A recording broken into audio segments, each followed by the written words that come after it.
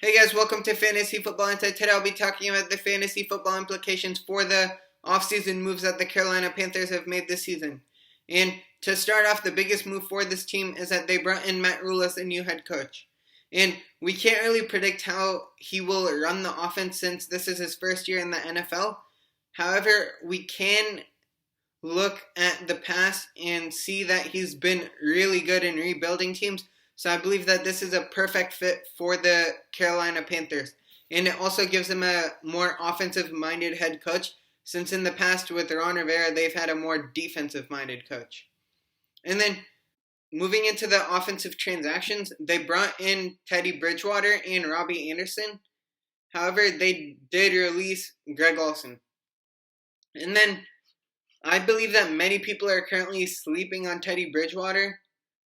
However, I think that he's a low-end quarterback 2 for me right now, but I think he definitely has the upside to be a low-end quarterback 1.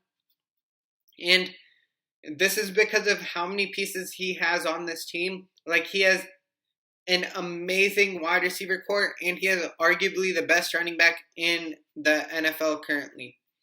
And so, moving into the running backs, there isn't much to say about Christian McCaffrey apart from he's just a beast. Because if you look at his receiving stats from last year, he was a wide receiver 12 if you only count his receptions and his receiving yards and receiving touchdowns.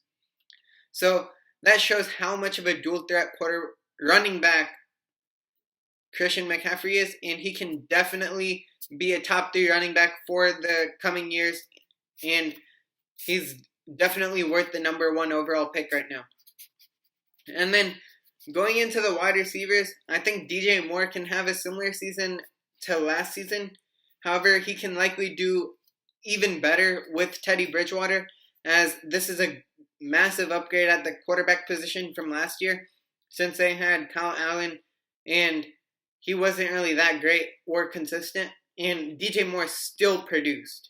So I believe that DJ Moore definitely has great upside with Teddy Bridgewater at home. And then I believe that Robbie Anderson and Curtis Samuel are currently avoids for me, because they both will likely be fighting each other for the same targets. And I think that this will likely hurt both of their values in terms of fantasy. However, in real life, this is going to be a scary offense, since you've got Christian McCaffrey, DJ Moore, Curtis Samuel, Robbie Anderson, and Ian Thomas. So in real life, this team is going to be really good, and only on the offensive side of the ball. On the defensive side of the ball, they did lose Luke Kuechly, so it's going to be a mess on the defensive side of the ball, but they're definitely doing well on the offensive side of the ball. And I don't really like Curtis Samuel or Robbie Anderson because of how many mats there are to feed in this offense. However, I expect that DJ Moore and Christian McCaffrey can still retain high-end value in their respective positions. I just think that Curtis Samuel and Robbie Anderson will hurt each other's value, because they'll be boom-bust receivers, and you'll have to depend on them getting a big play in order for them to be an asset on your team. And then moving into the tight ends, I expect that Ian Thomas will take a massive leap forward this season, since Greg Olsen has left. So I believe that he can be a mid-tight end 2 with upside to become a tight end 1, as, again, Teddy Bridgewater is a lot better of a quarterback than the previous quarterbacks last year. So finally, thank you guys so much for watching this video, and let me know what you guys think in the comment section below.